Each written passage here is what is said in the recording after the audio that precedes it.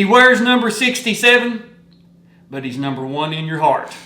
Sir, if you would, tell us who you are. Yes, sir. My name's Landon Young, and I went to Lafayette High School, and we're going to talk about a little bit of a career today. And, of course, you're the 2016 Heavyweight State Champion representing the Generals, Lafayette High School. I can say that as soon as I started doing the series, the mentions, DMs, everything, everywhere I'd go, wrestling meet, state tournament, hey, Alex, when you going to get Landon Young? Landon Young, Landon Young. And I'd be like, guys, just, we can't pressure an NFL player to fly back in, do his video. So we caught you. You're home. It's July 2024. You just come home from the OTAs. Yep. Is that correct? Yep. Spring training. And, of course, currently you're a member of the National Football League, New Orleans Saints, offensive line. And a little piece of trivia you may or may not know, you're Kentucky's only state wrestling champion that has been drafted by an NFL team. Oh, there you go. So little piece of history. So let's start at the beginning, man. You're a Kentucky, University of Kentucky legend, Kentucky athletics legend, Lexington sports figure legend. So let's start at the beginning. How did you get into wrestling? So that's actually a good one. So my dad wrestled in Lafayette. He wrestled, I think maybe at the end of his middle school career. Wrestled there for a while though, and always told me when I was growing up, I played baseball, I did shot put and discus, and then of course football. And they were like, "Man, you should try this out." Like, I loved it. It was one of my favorite sports ever.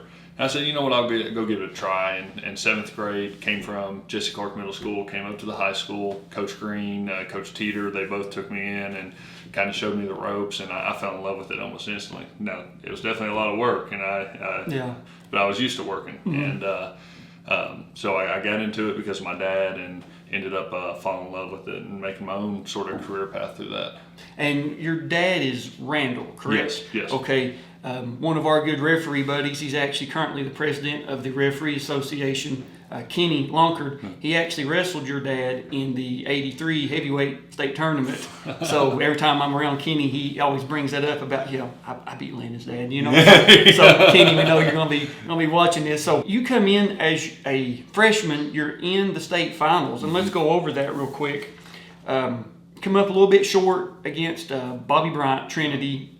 Absolute, there's no shame in getting beat by Bobby. He's a two-timer, and you were telling me off camera you have a moral victory against him. So kind of share that with us. So Bobby, he was an awesome guy, and like I talked to him, I actually wrestled him one time earlier that season at the Dragon. Okay, yep. And, South Oldham. And it was funny because he was actually like in the restroom when they called for our match. They were like final calling, and he just comes running across the top of the stairs, down the stairs, and like throwing on his singlet. And I was like, "Who is this guy? I've never seen him before."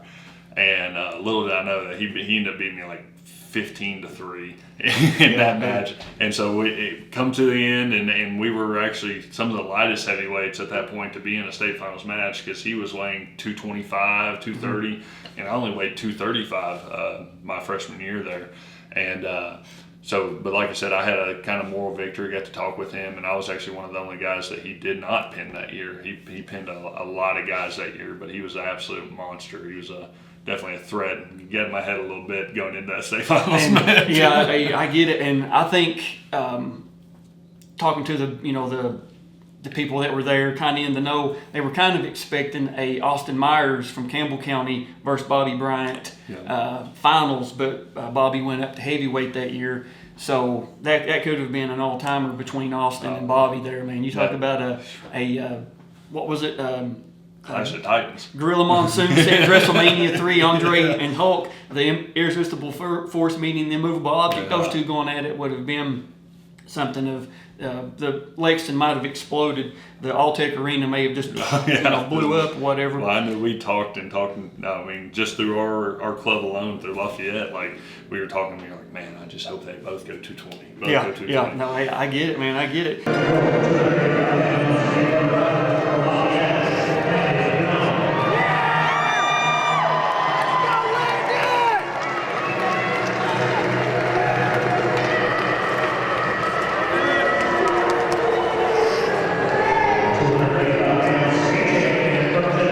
sophomore, of course, heavyweight as well, and we're going to get into the football a little bit later. We'll talk and add at length about that. But you are already being talked about being a top 5 recruit in the state, probably one of the top lineman prospects in the entire country as coming into that sophomore year.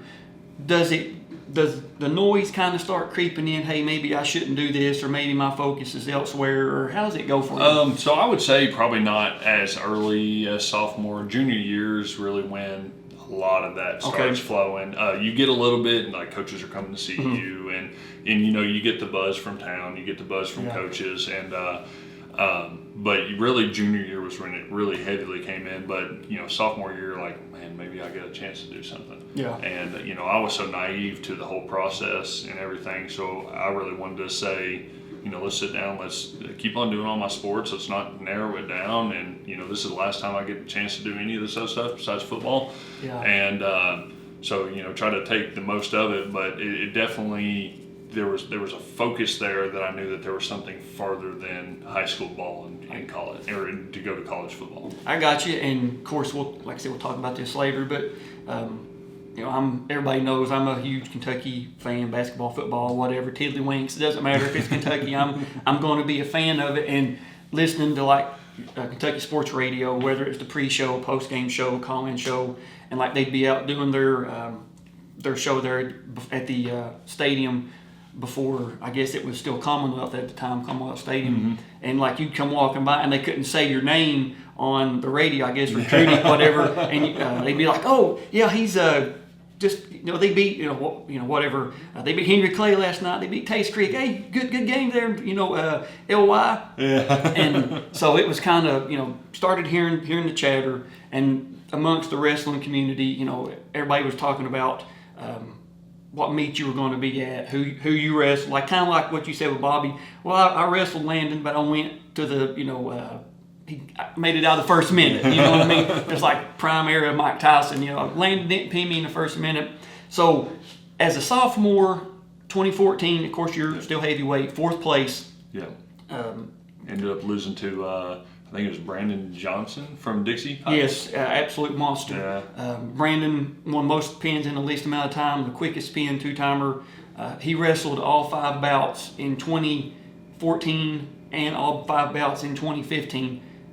No match went under or over a minute. Yeah, he's a good guy. And actually, it was funny because earlier that season, I wrestled him at the 5-star, and I pinned him in 13 seconds. Did you really? Yeah. I didn't know that. And I caught him, but he was always a really good fight for me. And that year, like I said, I caught him. I knew it upset him. Ended up, he caught me in the state where it mattered. And ended up having to, I wrestled back, got hurt, and ended up having to medically forfeit my last match that year. Okay. I was going to ask you about that because I of course we have that medal ceremony. Yeah. You guys will see it. We won't, of course, put it in here, but it'll be after we get done talking about this. So, man, you're on the podium twice. I'm not saying you're not happy with your results, but I'm sure you're probably thinking, I got to get one. You know what I mean? I got to get one. Now, your junior year, I believe you didn't wrestle. Is that correct? Yeah. So it was. So I wrestled. Most of the season, ended up getting into a four-wheeler flip, and had partially torn MCL, partially tore ACL. I actually tried to get back to wrestle, and we had a snowstorm that lengthened the state back, pushed it back a week. And so that whole week prior, I was wrestling, I had brace on, everything, and it just wasn't feeling 100%. And I was like, I just would hate to get out there and get caught in something or maybe hurt myself. And then we got football season coming right back up. And that was kind of one of those moments where if I didn't have football, I would have gone for it. But with football coming up, I had to just say, you know what, I got to focus on something else rather than just that. So I was not able to wrestle state that year. Had a good season, but just a really bad timing for the incident that I had. It happens. Now, before we get to that senior year, coming off that injury, does Vince Marrow, Stoops, Coach Schlarman, rest in peace, does he come to you and say, your wrestling's done, you're too valuable to us, or how's it go? Because I'm interested on that because I don't know the answer. Yeah, so they were actually really understanding about it because I actually had a previous knee that I had gotten, I guess it was coming out of my junior year or sophomore year. Sarman was actually at a practice and got kind of piled up on a drill and ended up dislocating my kneecap. And they were actually very understanding about that. They didn't waver any bit, and they knew that I would try to do everything in my power to get back to where I needed to be. And so that one worried a little bit more. They didn't know the full extent of it until, of course, I got there because I tried to keep it under wraps and just it wasn't debilitating to where I needed surgery or anything like that, but it was just a lot of soft tissue issues that I had. And so but they were really good with it. They were very understanding. They were like, just get in the rehab room, get back, and keep on doing it, because they have the same kind of mindset as me, is that all these other sports are helping me in football as well. I got you. And this is the last chance we get to do it. And we'll talk about, like I said, football later, but what's on my head, Gable Stevenson just signed a contract with the Bills, so I guess you're going to be having to go against that monster, you know what I mean? What was he, two-time NCAA champion in Minnesota? So. I watched a lot of videos of him throughout his career, and now to see him on a football field, which, I've had the chance to go against the best of the best, but he is a freak of an athlete. I would hate to see him on a match or a mat today. That's what I was going to say. If you guys ever want to, hook it up in the off season for a wrestling meet or match, just holler at me, man. I'd love to get out there. You'd love to see me guys. Get pinned. Man, he's a beast, man. You know what I'm saying? He's a monster. But man, 2016 is your year. You're a heavyweight coming in as a senior. But before we get to that, you had led Lafayette to the 6A. Is it Walker Wood? Is that correct? Walker was your quarterback, and you guys made it to the 6A state football championships. Mm-hmm. Come up a little bit short against a really good, I believe it was a male team, and they had some hammer, because you guys were good too. But 6A, man, that's a different level of football. So you take your, you were the show. I mean, come on, everybody was there to watch you. Did you? Refresh my memory. Did you sign with Kentucky before your senior year? Oh, yes. So okay, I thought so. I couldn't. Yeah. I've done so much research and with other people, I just could not recall it off the top of my head. I actually got offered the summer after my freshman year. Okay. And I actually, that same summer, I verbally committed to them. Okay. And so they had talked about early enrolling and stuff like that, but I said, I want to finish out. I said, I get one last chance to do everything here. But like I said, we got to go to the state championship.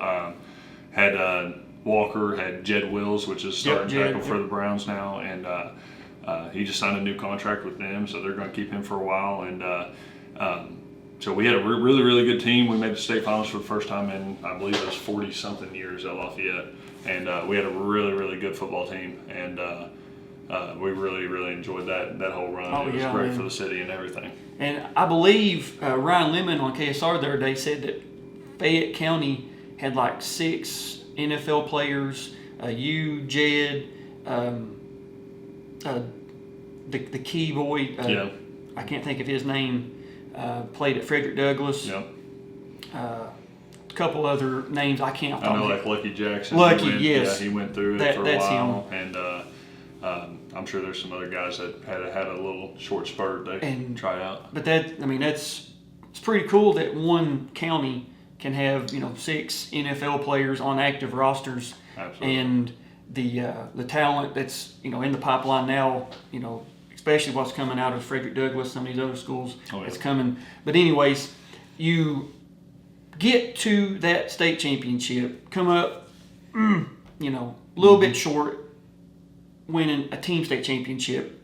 When you go into the mat room, I guess a week or 2 weeks, whatever it was, after football season ended, was it like, this is it, I have to get this one, you know what I mean? Absolutely. So I actually had a little bit of a bump in the road before that. So we got to the state championship actually right before, and found a Baker cyst in the back of my knee. And so my trainer came up to me and was like, hey, listen, like, we're probably gonna have to get this MRI, we're gonna have to possibly have surgery. And I was like, not before I go to state championship. I was like, it's not hurting, it's just something I noticed.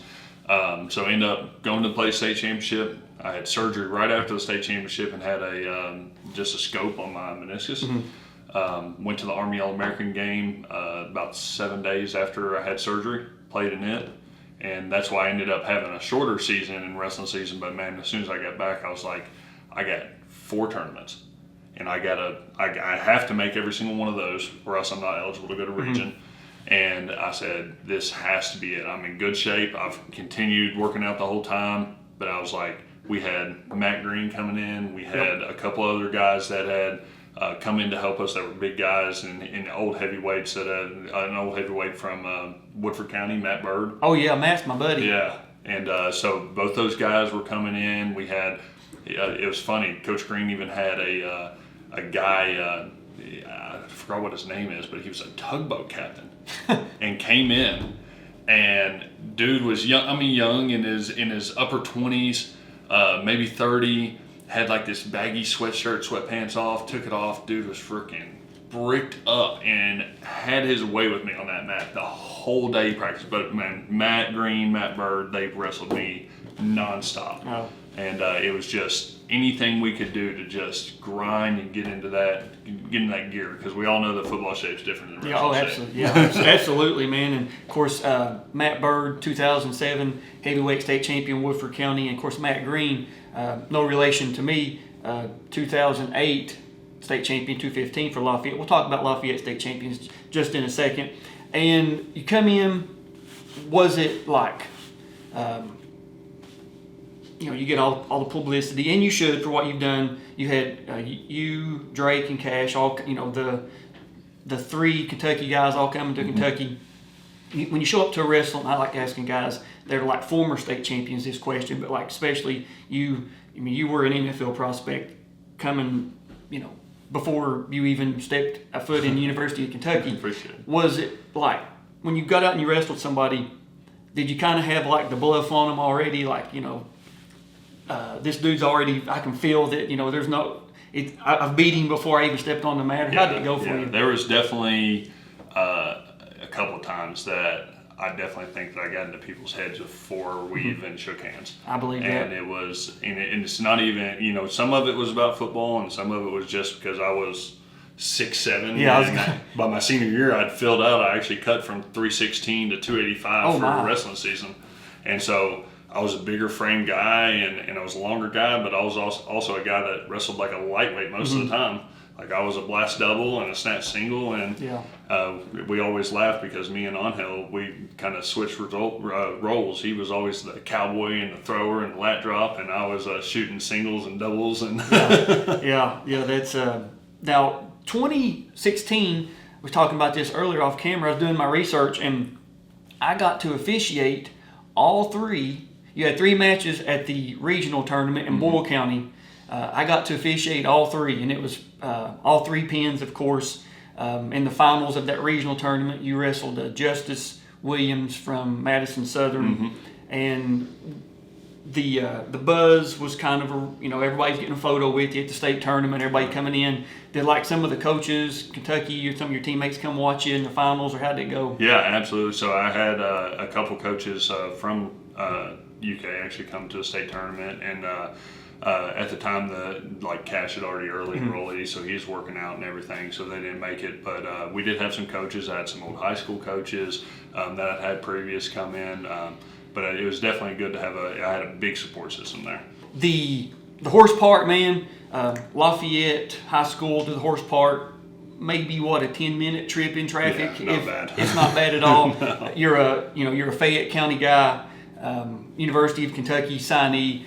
Everybody was there to see you. I mean, there was some great wrestling in 2016. I'm not going to say that there wasn't, because that's not a fair statement to everybody that was there, whether they won or got beat out in wrestlebacks or whatever. But everybody was there for you. All the news was there. I mean, there was a bigger crowd than normal. They were there to watch you. Do you kind of sense that, like, hey, you were the last match of the evening, I'm Mike Tyson in my prime, this would be on pay-per-view. Do you feel that?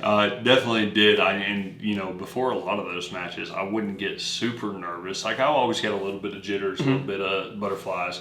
But definitely before that one, man, I was just pacing that freaking floor. And I was left and right, and my parents were like, I could tell you just, and I was like, this is my last chance. You know, I've been so close to grasping that for so many years, and I was like, I just need to get one of them. Gotta get that one. So let's go over your bracket real quick. You start off the state tournament with he was actually a 2-time state finalist from St. Xavier, Ben DePriest. You win that by a fall in 10 seconds. Mm-hmm. So you start off, I guess that would be Friday, you know, with a pretty good showing. Yes, sir. You get to the second round, you're wrestling Austin Gibbs from Belfry. You win that by a fall, 44 seconds. So you're giving people people that have come to watch you, you're giving them first round knockouts. You know what I'm saying? You're giving them, wow, man, look, that didn't last no time. I was going to ask you about this one, man. Yeah. You get to the quarters, I believe it's Gavin Hernandez from Scott County. You win that by a 4-1 decision. So, you know, people got to watch you actually get out there and actually have to go the distance. Talk to us, man. What was going on there? During that match, actually, and like I said, a guy that I had not wrestled all season. I hadn't talked to many people that had wrestled him, and came out, and you know, at that point in the tournament, you've already won some matches, period. So you got to have your salt worth. And so I got in the match with him and double-legged him I think it was pretty quick in the match. I ended up getting him on the ground, and I got him on his back like 2 or 3 times throughout that whole match, and the dude just would not stay. Like, he was getting out of everything, and I was not used to that because usually you get a heavyweight on their back, and they're pretty much stuck there. And this dude had a bridge that was fantastic. And so we finally, they put me on top and through the second period, and I just rode him and tried to keep on flipping him. And every time I would get any kind of back shown at all, he would flip right out of it. And I was like, man, I was really hoping to try to get fall, and just save as much energy as I could for those final matches. And the reason I'm kind of glad that happened, that you had a close match, is we know men are always going to be men. Everybody always wants, whether it was like intercepting a Tim Couch pass or, man, I blocked Landon Young and Landon only had 5 sacks on me. Everybody wants to beat the champ. Everybody wants to say they, didn't get pinned by Landon or. Same thing with me and Bobby. Yeah, exactly. I didn't get pinned by Bobby Bryant. That's a win. So having that close match, does it, you get to come home. I guess you come back to your own home, correct? Yeah. Because, I don't know where you have to say where you live, but... Yeah, we were real close. Because I know like football, basketball, baseball, team sports are mandated. They have to stay in hotels provided by the KHSAA. With wrestling, maybe, it'd be kind of weird to stay in a hotel when you can just drive to your home. It's probably closer to the arena. Right. So you come home from that close match. Is it like, what just happened? Or are you just like, all right, I'm glad the hard one's over? Or, yeah, so for me, it was kind of like, man, I made that too close. And I was confident that I could beat anyone in our bracket. Mm-hmm. And I just came in there with that confidence, not knowing if I truly could or not. But I knew that I had the tools and I had the experience and I had the conditioning and the skill set from the guys who have taught me that if I do what I'm supposed to, I can beat everybody in that bracket. That makes 100%. Kids, listen to what he's telling you. You just got to go out there with the confidence. You can't let something in front of you intimidate you, because when you're reserved, that's when mistakes happen. You miss a blocking assignment on one play, you got to come right back and block the whoever it may be, 100%. block the blitzing safe cornerback. You get to the semis. You're wrestling Hunter Ruber from Walton, Verona. Yep. You win that by a fall in 1 minute, and Hunter goes on to get 4th. But also in 2017, Hunter goes on to win a state championship, and Hunter's review video is on the channel. So he, you pinned a pretty good. I guess you got woke up because it was Saturday morning. You're fresh, got to sleep in your own bed. Take a shower in your own house, and you get to drive over to the horse park.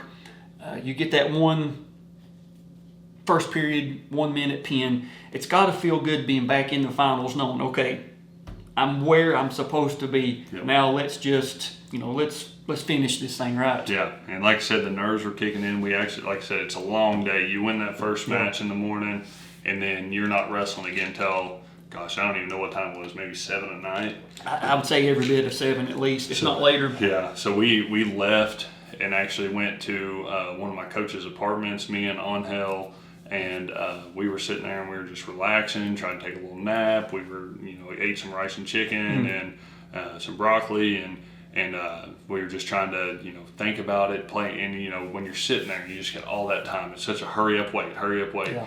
And you just have every scenario running through your head. And the only thing that I could replay was just my freshman state finals. And I was like, I just cannot do that again. I said, I got to do everything I can to make sure that I can come away with that gold medal around my neck. And you're in the finals, and we always, of course, have the bracket. You're in the finals, and it's a battle of the Landons. You're with some Landon Jones from North Oldham. Now, we're not going to tell you the score. Had you wrestled Landon before? So I hadn't. I had got really close to wrestling him a couple times, and it was for instance, Brandon Johnson the year prior had actually beat him right before he wrestled me in the finals of the match. And so I had not had a chance to. I hadn't really been able to watch anybody wrestling besides guys that he had just beat really quick. I got you. And so I wasn't able to see really what he liked doing. I knew he was a stouter guy. He looked pretty strong. I know he was a little younger. And so, I was sitting there thinking, like, I'm coming in this blind. Yeah. Like, this is truly a guy that I've never been able to really study. I've never been able to see, like, does he like legs? Is he, the only thing I've been able to see really is he was pretty good at sprawling. And I was like, well, a heavyweight's good sprawling versus a heavyweight that likes to shoot. Yeah. And I said, I know he knew that about me. And that's what he said the first thing. He was like, my coach told me, whatever you do, don't let him get in your legs. And so... Good advice. Yeah, so I was like, I got to try to figure something out. I was trying slide bys. I was trying snap downs. Like I say, he's a stout guy. And like most guys, I could snap down pretty good, and he was pretty stiff with it. And but I was like, where I don't know what he's capable of. If I get under him, get stuck, I think I can get out, but I don't know. I don't want to get caught again. Yeah, no, I get it. Now, has it been a while since you've seen your state finals or any of your wrestling videos? Yes, it has been quite a while. All right, and we want to say thank you to Steve Moss, WKYT. We reached out to Steve. We contacted several Lexington area media outlets. We contacted Lafayette, Coach Green, a bunch of other people, and we were able to get as much footage on you as we can. The 2016 video, as you guys know, I've been looking for the complete video for a while.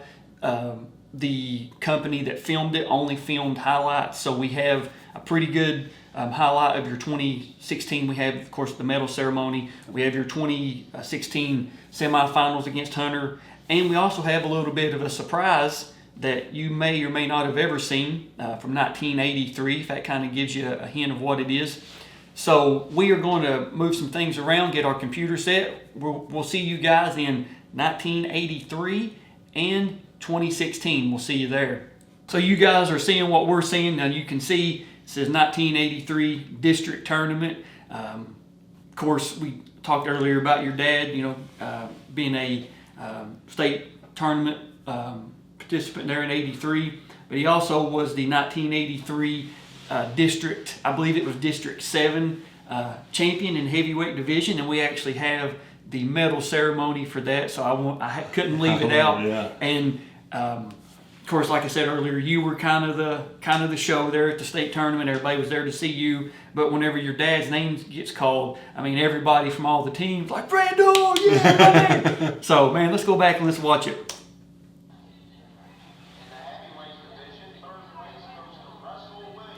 And this is at Henry Clay High School.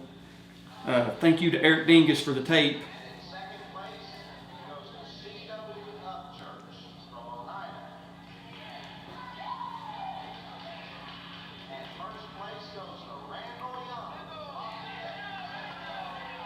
Everybody's like, yeah, Randall. I love it. And it just, golly. yeah. Seeing my dad that back then too, that's awesome. Now, of course, this is your semifinals against Hunter. Yeah. Walt Verona. We got to say courtesy to WKYT for the clip. So, man, on top here, you're trying to like pull that wrist in. Uh-huh. You can hear Coach Green, no relation to me, over in the corner. He's kind of balled up on you. Yeah. And that's why a lot of heavyweight matches ended up like that, and they would sit there and hold it, and I just hope for a daggum stall call or something, like make them do something. But that was definitely probably one of my signature things. I always like getting that arm bar or trying to stack them. You're strong enough. You've picked him up twice. I mean, you've just straight lifted twice. I guess that's when you're 6'7" and an animal, you can do that. And I would say most heavyweights weren't used to being lifted like that. Maybe once against like somebody that's pretty strong, but you've done it twice right here just in this short clip we've seen so far. My mom would always, she'd always be like, you always scare me trying to pick them up and stack them and stuff. And I'm like, well, that's fun to me. Like that's what I want to do. I don't want to just throw a half in and do something, but I would always try to get that arm bar across because I knew that, especially heavyweights, like you get two arms underneath you, they can lift up, they can do a lot of things, but you immobilize one of those appendages and it is a lot harder for them to do anything. Absolutely, man. It's so wild watching this back again. And it's like, even in football, every year we go past and I look back and I'm like, Landon, just freaking do something. Like, what are you doing? Right there, you finally got a half in. You got, looks like Andrew Dennison, good friend of mine. Oh, yeah. Or no, that's Jim Harden. No, that is. That's Jim. Andrew's the assistant. I would say all those guys, I definitely talked a lot with them and got pretty good relationships with them. So, man, you've just won your semis. There's Coach Green. Going to the state finals. And then there's a familiar voice that narrates the highlights here you might recognize. 85-pound weight class closed out the 2016 So here you are, man. This is your finals. State Wrestling Championship. Of course, you're in the black singlet. Landon Young pinning North Oldham's Landon Jones in the championship. Like I said, he was strong. He could base up out of it, and I was able to keep his feet still to where to get him back. But it was a long, just bull match of just on the feet. Yeah. And you know, looking back on it, and I keep on saying, I'm like, man, I should have just tried to snap and just gone for it. But at the same time, in that mindset, when I was young, I was just like, anything that I can try to do. Here it comes. Here comes the half. You bump him over, walk to the head. You got McNutt out there officiating. Get the fall. That was a great feeling. Oh, I was going to say, you could tell in that flex. Like, there's a, of course, here's Justice. You wrestled Justice in you wrestled both these guys the week before. And Boone County's Ahmad Hamadan. This has the all the placement winners. The 7th place. Yeah, I wrestled a lot of those guys. And here's the medal ceremony from that 2016. So, I mean, after you won it, you're sitting there in the chairs. It's got to be a great feeling. You know what I'm saying? Yeah. Getting it done. Well, it's kind of like that all come together moment of like you finally accomplished what you've been trying to do for 6 years, but also the very like it's kind of sorrowful too of like knowing that this is probably the last time you're going to be able to step on a mat, but at least you went on a high note and you know, maybe your whole career there in wrestling, it wasn't necessarily what I wanted it to be. I would love to have been second and then go on a 3-year winning streak. Right. But you know, it is what it is, and God had a reason for putting the obstacles in the path that He put in my path. And but I was happy to be able to finally. I think it was 16 or 19-0 my senior year, and I think the kid in the 3rd round was actually the only kid that I didn't pin my senior year.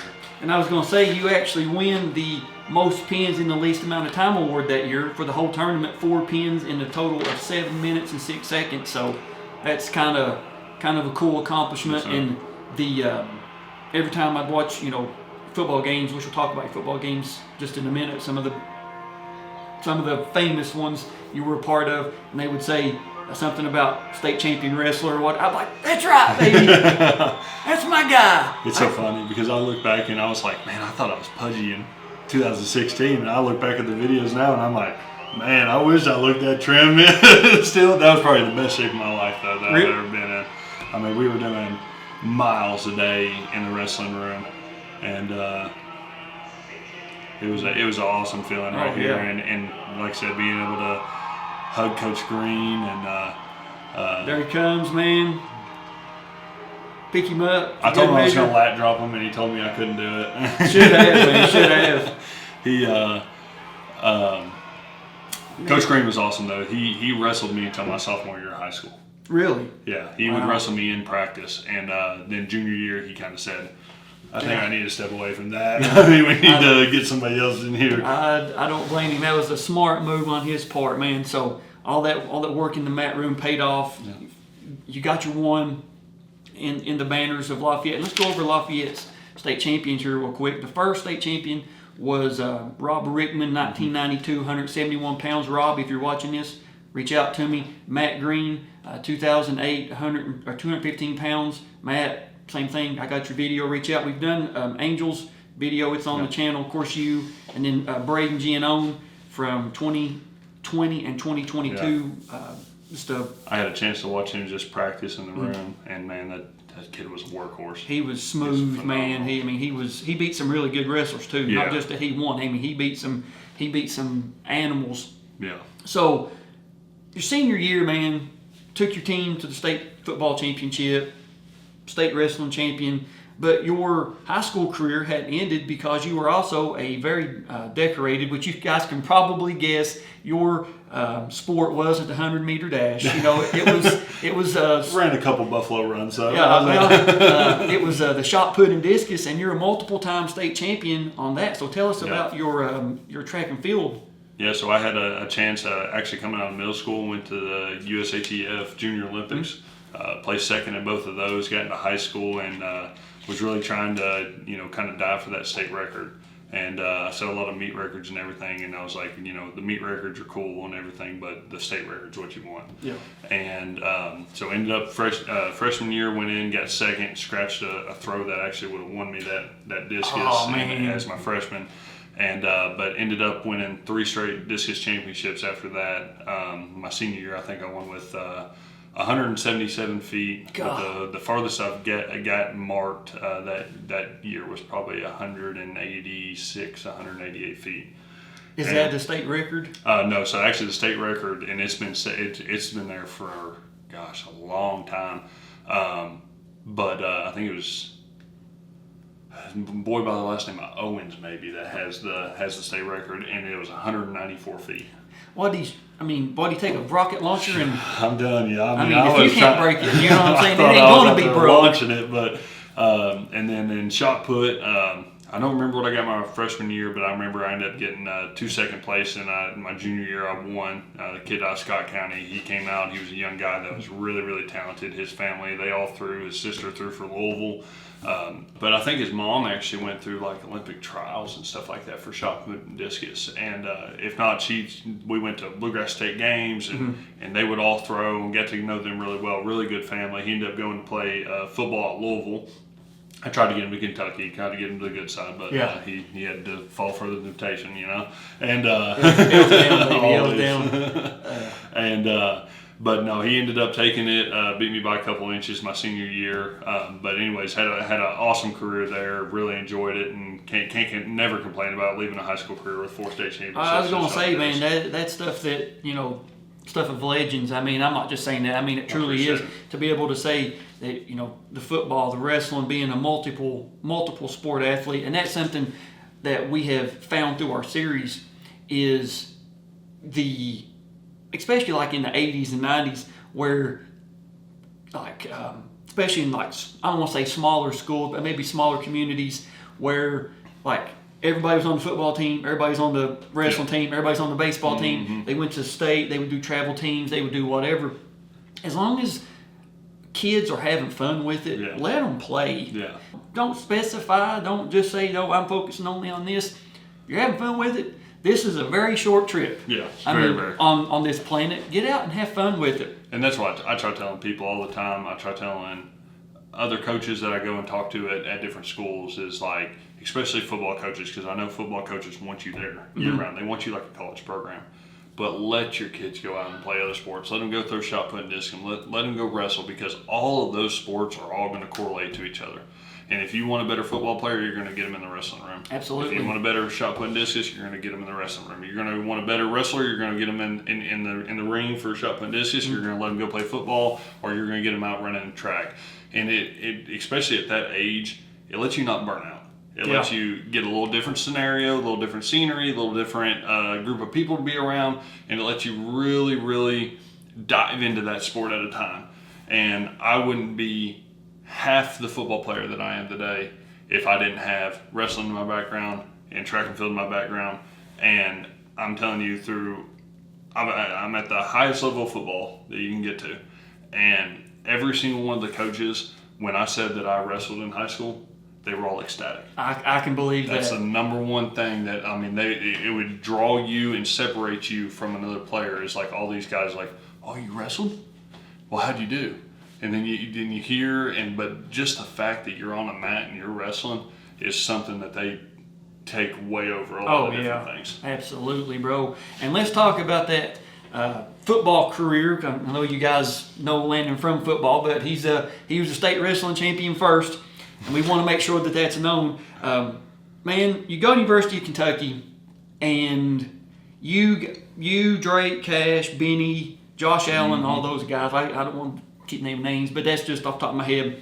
I mean, you guys really changed the perception, not just on the campus, not just in Fayette County, not just in the state, but across the country. You guys, that core group, I mean, I got some of the games I've got here. The Lamar fumble. Yeah. I was jumping up and down. I mean, I was running around my house after that one. I remember. And that was so great going in. Of course, Lamar won the Heisman. Yeah. And that was kind of a highlight too. Is everyone always wants to talk about Louisville this and Louisville that, and I'm like, well, technically the year you had the best player, we still beat you. So. On their home field. I think that was the best part. He hit the Heisman and he fumbled a little bit later. That's whenever you see Austin make that kick. Yeah. That's got to be a great feeling, right? It's euphoria, just automatic euphoria, and it's like I said, you get in each of these groups and it's just a different feeling. But I mean, when you're in that and you're in the heat of battle with those guys, when you finally know that, again, all your hard work's paid off and you're at that point that you want to be, and you've won that game, you've won that challenge for the week. It's a crazy feeling. Oh, and Tom Leach's call, I'm sure you probably heard it. Got it! I mean, you can't do it justice. Tom Leach, that was great. He's a special man. 2017, I was actually at this game when Stevie Johnson, you guys beat Tennessee, makes that big front flip over into that end zone where it faces, I guess, the recruiting center, y'all's locker room area. He'd left earlier in the game with an injury. He comes back out like a professional wrestler, taped up. Like, get back in there. He was a tough dude, and I was glad I got to play with him because, man, talk about grit of a game. Yeah, of course, Tennessee sucks. Yeah. I was about to say, if Louisville wasn't in state, I bet Tennessee would be our number one. Oh rival. yeah, absolutely. Now, 2018 season, I believe you got hurt. Is that correct? Yes. So I was actually, it was a week before the first game of the season, and I ended up tearing my meniscus. Yep. And so I missed that season, sadly, but man, I was locked in on the games. It was a good development year for me. It was a good year of just being able to sit back and watch our offense, watch our defense, watch guys and their weaknesses, strengths, and be able to digress our team, or dissect our team. But man, that year was crazy. It was of course, the 10-3 season, and of course, you guys, the team ended the Florida streak, which I think. Most people know that team for that, finally ending that Florida streak. The Penn State Citrus Bowl, great game. I mean, just all the way around. 10-3 overall record, one of the best seasons Kentucky's had, and terrible that you couldn't be a part of it. But I remember the morning that I guess the news broke on Twitter, KSR, all that, and I seen it, and I was like, no, we can't be out. I felt the same way. I mean, it was a non-contact injury, and I just kind of twisted in the grass, and it just automatically went numb. And it was a freak accident, but they kind of said, it was not a matter of if, it was a matter of when. Oh, well. And so at least it happened there. It didn't happen in a game where it could have compounded even worse. Like I said, I thank God every single day that, he puts these things in my life because there's no telling what he's keeping me from Yeah. worse happening. Ain't no question. Now, of course, that was your redshirt season, 2019. The Lynn Bowden fight game. I was actually I was at this game. I was in the stadium whenever Lynn and the Virginia Tech dudes kind of threw down. Now, I want to kind of circle back to the wrestling part. Guys are going to be guys. Like I said earlier, everybody wants to beat the champ. Did anybody ever kind of step to you and be like, "What's up? Oh yeah, State champion, take me," whatever. There was a lot of wrestling matches in our locker room. I was going to say, and most guys, once they kind of hear, they didn't really want to challenge it, but there was definitely a couple guys that would be like, "Can't be that bad, can't be that hard," wrestling. Yeah. But it was definitely fun in that new locker room to be able to, you get all the guys surrounding you in the middle, and you're just in there with shorts and compressions and socks just slipping all over the floor. And Let's go, fellas. Yeah, they don't know do anything what they're doing. They think it's just you grapple them up and just throw them, and realize that it's not that easy. End up on their what happened? Wait, coming to in the University of Kentucky Emergency Department. So let's talk though about this 2019 game. If my memory serves, you guys went to like a event before. Virginia Tech was kind of running their head. Yeah. Did you did you kind of feel like the team bodyguard, like y'all ain't messing, Yeah, it definitely is our whole kind of big blue wall. Well, I was going to say the big blue wall, but yeah. you specifically, having your background in wrestling. Yeah, and we had kind of that mindset too of like, everyone knew what we were doing. Everyone on the field, like they're loading an 8-9 man box, and we're still averaging 350 yards on the ground a game. Yeah. But we were making the most of what we had, and we take a wide receiver, put him at quarterback, and he did awesome. Yeah. But our O-line, we had to have that mentality of we're going to beat whoever's across it. I don't care if it's Aaron Donald. I don't care if it's a guy from Louisville. Right. We're going to beat them, and so that was our mentality. So when they started getting rough and stuff, we were like, we can't do a lot here in this atmosphere, or else we're not going to be able to play. But we'll show you when we go play. And the that touchdown pass, I was actually sitting in that end zone whenever, I forget the player's name that's called it, and we realized, oh my God, it's a pass! He got it! Oh my God! The irony of winning that game on Yeah. a pass play when we probably had, through the whole season we probably passed the ball 50 times maybe. Yeah, well, I guess the one time y'all needed it, it was worked there. out. It But worked out. I was like in that, because you all come out from that tunnel there on that, right there by your bench on that right side, and I was in there and like start throwing down, and I was like, this is the greatest thing. This is awesome. Let's football go. should be played. It's exactly right. And of course the 2020 season, awkward year. It's kind of hard to put a gauge on that. Yeah. I'm just glad, not just with football, but all sports, wrestling, basketball, football, high school sports, everything got to play. You guys played NC State in the Gator Bowl.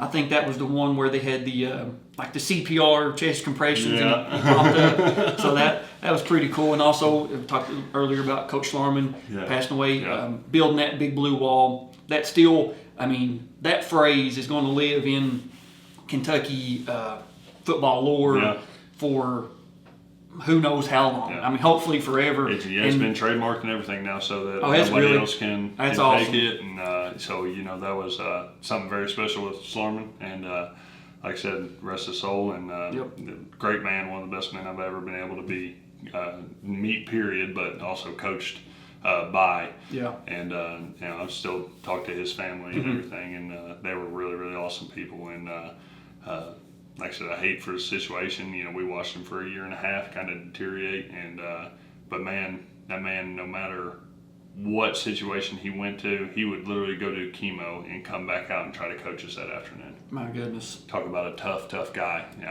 Had he had an experimental drug that pretty much gave him blisters on the whole bottoms of his feet, and that man was still trying to beat us to drills. Wow. You talk about someone that they don't make a lot of people like that. Yeah, I was going to say that when people like that are not, they're not readily available. So when you do come across somebody like that, you'd better take what they have to, whatever they're offering to you, you'd better take it and sit on it for forever and pass it on. Oh, yeah. That's something too we've learned about wrestling and doing this, not just with this series, but just in general, is anybody can get out there and coach, watch a YouTube video on how to run half or whatever, and then tell it to the kids. But when you've got somebody like Coach Green, somebody like Mike Bancamper at Campbell County, Rusty Parks and Joe Carr at Woodford, Jim Matney at Johnson Central, Can't beat that stuff. The life lessons that you learn from those guys that you're able to pass on, you got a little one running around here that you can just pass on to them, whether it's football related or not, just life lessons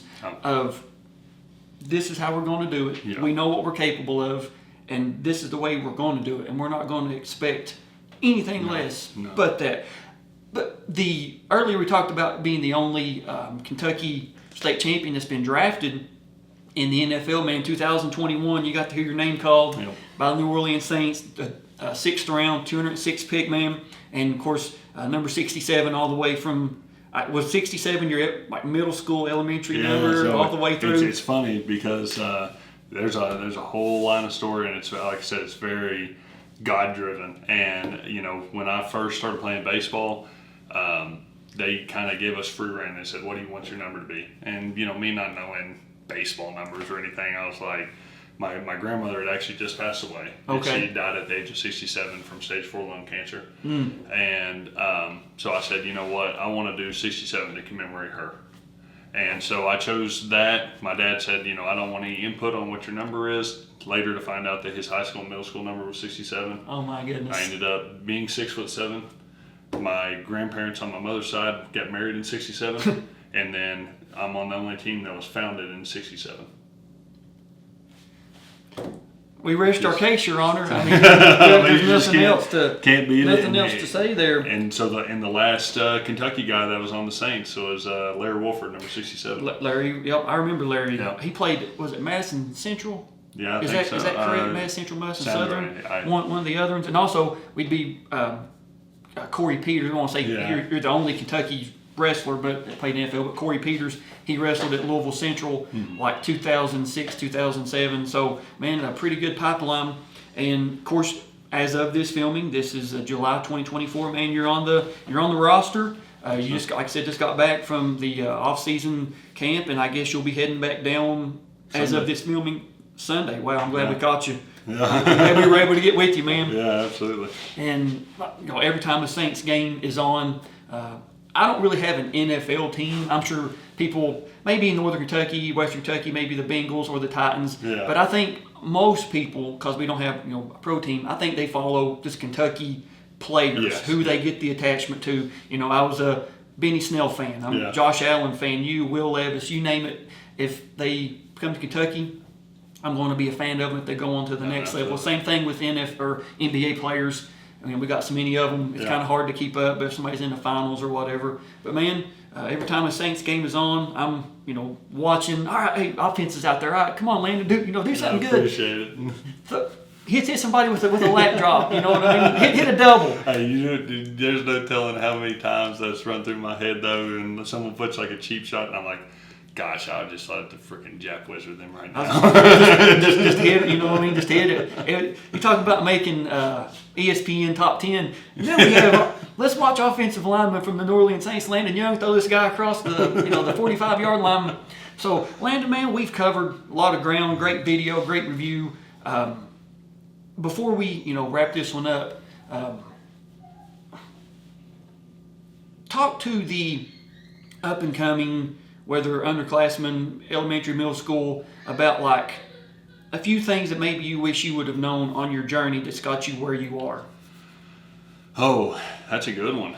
I would say one big thing is, you get so tired of hearing like things from one person, like a coach. And I was more on it in football. Like Coach Green, I had more of a personal relationship with, and he was more of a mentor in life with me as well. And but you get to like a football coach and stuff like that, and you get tired of hearing it from one person or thinking that it doesn't work, why is he he doesn't know whatever.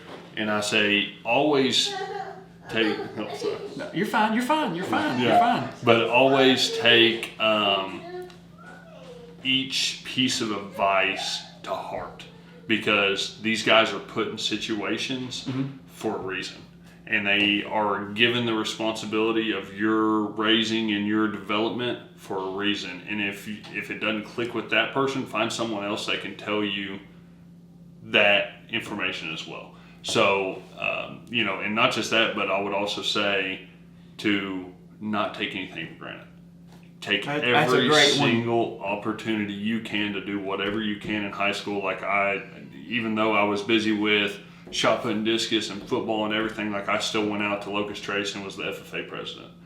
And I tried to take every single opportunity I could, because not also knowing that high school would be the last time that I could do a lot of this stuff, but also not knowing what the next day holds. I've had so many injuries through my season that I thought maybe career ending or season ending, and whenever that happens, I reflect back and I look back and I said, man, was I really practicing like this could have been my last That's a good point. snap or my last match or my last throw that I could have ever had?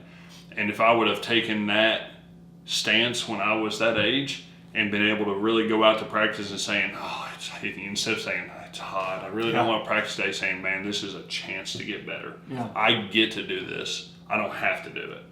And if I would have taken that perception more, like I still worked a lot, and I spent a lot of hours and sacrificed a lot of things that I could have done with my friends and family. But if I would have just taken every single moment in those scenarios and done what I had to make the most of it, there's no telling what I could have done. Well, that's a great piece of advice. Kids, what's the statistic? There's like 1 in like 200-some thousand to get drafted into the NFL, and it's something crazy. I think it's like 6 to 7% of high school players, period, get a chance to play football at a higher level, rather from D1 all the way to NAIA. And you're listening to somebody that's at the highest that you can play with on a video game. You can play Madden. On the way down here this morning, I was listening to Kentucky Sports Radio, and they were talking about yesterday the new, as of this filming, the new EA Sports college football game dropped, and you're one of the players that missed out on having the your name, your likeness, all that used and be in the game. But kids, you're listening to somebody that you can actually play with on Madden. You can go to the NFL shop. You can go to a sporting goods store and buy his NFL jersey, which I'm going to be purchasing. By the way, I'll have my own Landon Young jersey here for too long. But you don't get information like this all the time, and just take what Landon is saying to you and put it to use.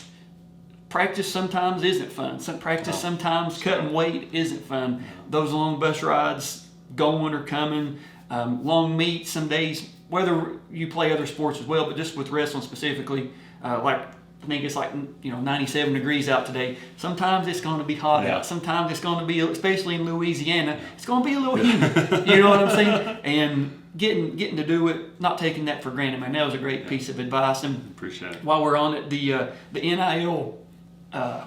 You would have been king of Kentucky. Been fun. You, Cash, and Drake, all those guys, that 2018 team especially, would have been the NIL kings of the world. They would have had to make legislation just for you guys, as popular as, I don't want to say you missed out, but I mean, it's kind of like looking back on what the kids are making now, you're like, God, man, I could have. It would have been a crazy learning experience, because definitely with those guys and Benny would have raked. Oh, yeah.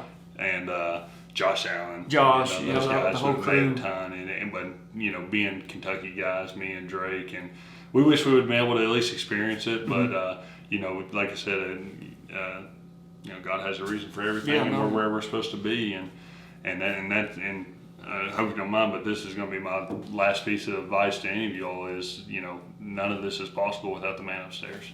And I'm a very faith-driven guy. My favorite verse is John chapter 13, verse 7. And it says, Jesus replied, "For you do not know what I'm doing now, but later you will understand." And I've taken that to heart with injuries, with circumstances, with barriers in life that we don't understand why things are they are right now, but there's one day that we will understand, and we have to have faith that He has a plan for us no matter what's happening. And I got to be able to be just as thankful for the things that are bad in my life, just as the things that go good for a state championship. You know, I got to thank him for the 2018 season that I missed football. I got to thank him for junior year that I didn't get to wrestle, because, you know, he puts those things in your life for a reason, and who knows, if I would have been able to wrestle that junior year, I may not have come out and won my senior year. But, you know, I give it all to the man upstairs, and without him, none of this is possible. And, you know, if you're a faith-driven guy, then, you know, I urge you all to just surrender it to him. Let him guide your journey, your careers through wrestling, football, whatever it is, whether you're playing tennis, soccer, whatever. Just give it to him, and he will show you the way, and he will protect you, and he'll guide you, and he'll come out on top at the end. And I don't think we could have wrapped it up any better, man. Landon, thank you for having me at your beautiful home here. I really appreciate it. It's been a long time coming. Priceless advice. Priceless advice there. So, guys, thank you all for watching. We are going to end this one here. We will see. Now we get to say girls. We will see, because we have girls wrestling in Kentucky. Yeah, that's freaking awesome. All the tournaments. Yeah, man. We will see you guys and girls on the mats. Thank you.